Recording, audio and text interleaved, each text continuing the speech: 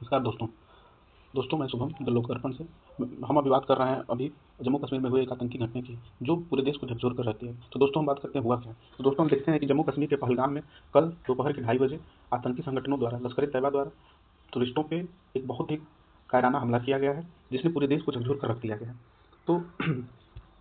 हम बात कर रहे हैं जम्मू कश्मीर की, तो हम देख रहे थे कि 370 हटने के बाद केंद्र सरकार उसे एक मॉडल स्टेट के तौर पर विकसित करना चाह रही थी, और ये दिखाना चाह रही थी कि वहाँ पर्यटनों का जो डेवलपमेंट है वो किया जा सकता है, और वह स्विट्जरलैंड के तौर पे विकसित किया जा सकता है। लेकिन जो अभी मेजर अटैक्स हुए हैं, टेरर अटैक्स हुए हैं, स्पेशली 370 हटने के बाद जो स्थिति बनी हुई थी, उस स्थिति को ये मेजर अटैक ने ध्वस्त कर दिया है, और पर्यटकों के अंदर एक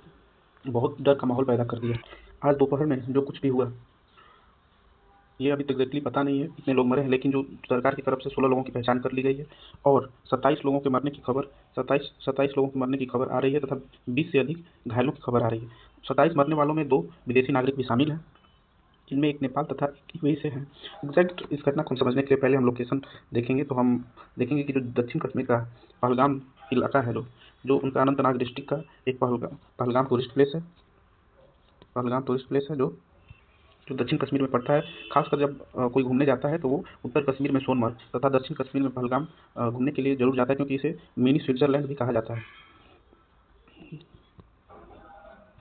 यह घटना पहलगाम डिस्ट्रिक्ट में 2:30 बजे के आसपास की बताई जा रही है। जब हम घटना की बात करते हैं तो एक्चुअली हुआ क्या, तो यहाँ पे आतंकी जो लश्कर ए तैयबा के आतंकी थे, वो आर्मी और पुलिस के यूनिफॉर्म में टूरिस्टों के पास आए, उनसे पूछा कि क्या वो मुस्लिम है। अगर वो मुस्लिम नहीं है तो उन्हें गोली मार दी गई। एक्चुअली इसमें जो विक्टिम की बात हम करें तो इसमें 27 लोगों की मौत की खबर अभी तक आई है, और 20 से ज़्यादा लोगों के घायल होने की खबर आई है। घायलों को सेना के जहाज़ से हॉस्पिटल द्वारा कमांड हॉस्पिटल में इलाज के लिए भेजा जा रहा था, और इसके तुरंत बाद माननीय मोदी जी द्वारा एक अमित शाह को फ़ोन किया गया तथा स्थिति का जायजा लिया गया, तथा एक उच्च स्तरीय बैठक करने का निर्देश दिया गया। हम विक्टिम को देखते हैं तो ये देश के अलग अलग जिलों से, देश के अलग अलग राज्यों से शामिल है, जिसमें तमिलनाडु, महाराष्ट्र, कर्नाटक, तेलंगाना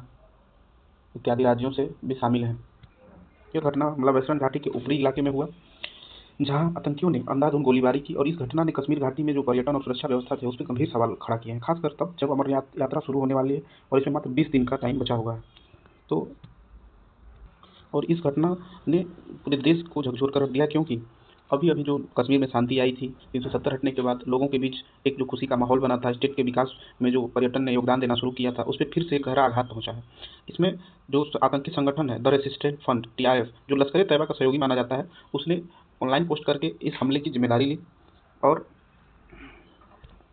और इसमें जो विक्टिम मरने वाले हैं उसमें नौसेना का एक अधिकारी की भी मौत हुई है, और इस बात की पुष्टि और एक अधिकारी ने की, उन्होंने बताया कि इस हमले में कोची में तैनात लेफ्टिनेंट विनय नरवाल, जो कि अपनी शादी के बाद हनीमून मनाने पहलगाम गए थे, 26 साल के थे, 16 अप्रैल को ही उनकी शादी हुई थी, वो छुट्टी पर थे, उन्हें भी आतंकियों ने गोली मार दिया। एग्जीक्यूशन की बात करें तो उन्होंने जो टेररिस्ट थे वो बेसिकली इंडियन आर्मी और जम्मू कश्मीर पुलिस की ड्रेस में थे, और कहीं ना कहीं लोकल गाइड को और जो टूरिस्ट थे उनको मिसलीड करने, उनके पास पहुंचने के लिए उन्होंने ये तरीका अपनाया था, और यहाँ पे उनके द्वारा AK-47, हैंड ग्रेनेड और कई सारी हथियार घटनास्थल पे देखी गई थी। और जो आसपास का पाइनएप्पल फॉरेस्ट है, वहाँ पे वे छुपे हुए थे, और तुरंत वो अचानक से सामने आते हैं, अटैक करते हैं और फिर जंगल की तरफ भाग जाते हैं। एक वीडियो में हम तो देखते हैं कि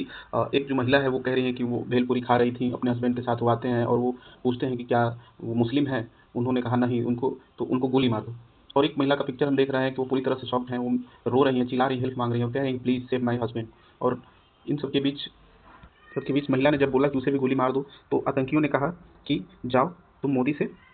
बोल देना, बता देना उन्हें कि हमने हमला किया है। एक्चुअली हम बात करते हैं कि इस हमले के पीछे कौन है, तो ये एक जो लश्कर ए तैयबा का ही मिनी संगठन हम कह सकते हैं, छोटे छोटे संगठन जो बढ़कर आतंकी हमलों को अंजाम देते हैं, जिसका नाम द रेजिस्टेंट फ्रंट TRF है, इस हमले की जिम्मेदारी ली है। और ये आतंकी संगठन लश्कर ए तैयबा का सहयोगी संगठन है, और इसका जो हेड है पाकिस्तान में बैठा शेख शहजाद गुल है। इनके द्वारा ऑनलाइन पोस्ट करके लायबिलिटी ली गई है, रिस्पॉन्सिबिलिटी क्लेम की गई है, और उन्होंने क्लेम किया है कि ये जो अटैक है उनके द्वारा कराया गया है, और उनका कहना है कि यह एक तरह की चेतावनी है कि टूरिस्ट के लिए जो भी वहाँ पर पर्यटन जाते हैं, स्पेशली उन्होंने कहा कि जो वहाँ रहने वाले लोग हैं और जो जम्मू कश्मीर में आकर सेटल होने की कोशिश कर रहे हैं, उसके लिए हम चेतावनी दे रहे हैं। और उन्होंने आरोप लगाया कि भारत सरकार जिस तरह से 370 हटने के बाद वहाँ की डेमोग्राफिक चेंज करने की कोशिश कर रही है, हम उसके खिलाफ हैं। और ये जो आतंकी संगठन है, ये वही समूह है जो डोडा किश्तवाड़ इलाके में सक्रिय था। इसमें स्थानीय मददगारों के भी शामिल होने का शक जताया जा रहा है और इसके लिए माननीय मोदी प्रधानमंत्री मोदी जी द्वारा एनआईए को जांच करने का आदेश दिया गया है और एनआईए ने जांच शुरू कर दिया है। हम बात करते हैं कि इसमें भारत सरकार का क्या कदम उठाया गया है। तो माननीय प्रधानमंत्री मोदी जी अभी यूएई में दौरे पे थे, जो इस हमले के बाद यूएई दौरा को अधूरा छोड़कर वापस लौट रहे हैं और कल दिल्ली में कैबिनेट मीटिंग ऑन सिक्योरिटी में हिस्सा भी लेंगे। घटना के बाद जो माननीय प्रधानमंत्री थे उन्होंने गृह मंत्री अमित शाह से फोन पर बात किया तथा अमित शाह को स्थिति का जायजा लेने का भी निर्देश दिया। अमित शाह दिल्ली से तुरंत श्रीनगर के लिए रवाना हुए और राजभवन में सेना और प्रशासन के अफसरों के साथ हाई लेवल मीटिंग कर रहे थे कल, और जो बचाव अभियान चलाया जा रहा था। तो इस घटना के गोलीबारी जो घटना थी उसकी आवाज़ सुनते ही जो सुरक्षा बल थे, चूंकि वहाँ एक नॉन ट्रेवल इलाका है, वहाँ मोटर व्हीकल्स नहीं जा सकते हैं, तो सुरक्षा बलों द्वारा हेलीकॉप्टर से घायलों को निकालने का काम किया जा रहा था तथा कुछ स्थानीय लोगों ने भी खच्चर के जरिए घायलों को निकालना शुरू किया गया। स्थानीय टूरिस्ट गाइड और खच्चर चलाने वालों ने भी अपने कंधों पे उनको मुख्य मार्ग तक लेके आए। क्योंकि जो जम्मू कश्मीर सरकार का सवाल है, तो जो लेफ्टिनेंट गवर्नर है मनोज सिन्हा जी, वो तुरंत बेसिस पर हॉस्पिटल गए और वहाँ पर जो भी घायल थे टूरिस्ट उनसे मिले और उन्हें 10 लाख का कंपनसेशन जितने भी फैमिलीज हैं और जिनके लोग मरे उनको देने का ऐलान किया। साथ ही साथ ऑर्डर किया कि जो भी टूरिस्ट वगैरह जो भी इलाका है, पहलगाम, अनंतनाग, जो भी सोनमर्ग, वहाँ से तुरंत जो टूरिस्ट हैं उन्हें इवैक्यूएट किया जाए और जो भी ट्रैकिंग वगैरह है उनको टेम्पररी बेसिस पर क्लोज कर दिया जाए। क्योंकि जो इसका सिक्योरिटी इम्प्लीकेशन होगा, अभी भी डर का माहौल है कि कहीं भी आतंकी हमला किया जा सकता है। तो जो ट्रैकिंग है उसे 7 दिन के लिए रोक दिया गया है और जो कोलगाम, पहलगाम जो भी इलाके हैं उसमें सर्च ऑपरेशन सेना द्वारा चलाया जा रहा है, जो कि सीआरपीएफ, जम्मू कश्मीर पुलिस और जो आर्मी है उसके द्वारा एक ज्वाइंट पेट्रोल किया जा रहा है। चूँकि जब इस हमले की बात करते हैं तो हम देखते हैं कि जो ये हमला किया गया है ये कितना बड़ा है और ये इतना महत्वपूर्ण क्यों है। तो ये जो हमला है, ये जो अभी लेटेस्ट हमला जो हमारे देश में 14 फरवरी को कश्मीर में जो पुलवामा अटैक हुआ था, जिसे हम काला दिन के तौर पे देखते हैं, सीआरपीएफ के काफिले पे हमला हुआ था, इसमें 40 जवान बलिदान हुए थे। और वहीं जो 2000 में अमरनाथ यात्रा के बेस कैंप पे हमले में 30 से ज़्यादा लोगों की मौत हुई। आतंकियों ने यह हमला ऐसे समय पे किया है जब अमेरिका के उपराष्ट्रपति जेडी वेंस भारत में दौरे पे हैं, और इससे पहले हम देखे हैं कि मार्च 2000 में जब तत्कालीन अमेरिकी राष्ट्रपति बिल क्लिंटन भारत यात्रा पर आए थे, तब दक्षिण कश्मीर के छत्तीसपुरा में 35 सिखों की हत्या कर दी गई थी। चूँकि इस समय नरेंद्र मोदी जी हम सऊदी अरब के दौरे पर हैं, वहीं 2.25 महीने बाद यानी 3 जुलाई को शुरू होने वाली जो अमरनाथ यात्रा है, वो उसका जो बेस कैंप है वो महज 15 किलोमीटर दूर है यहाँ से। तो ये जो हमला है कश्मीर टूरिस्ट को, उनको एक प्रकार से रोकने की कोशिश की जा रही है और यहाँ पे जो रिलेटिएशन एक प्रकार से किया जा रहा है। क्योंकि मैं आपको बता दूं कि अभी जो रिसेंटली आर्मी है हमारी, वो टीआरएफ के खिलाफ जो शोपियान एरिया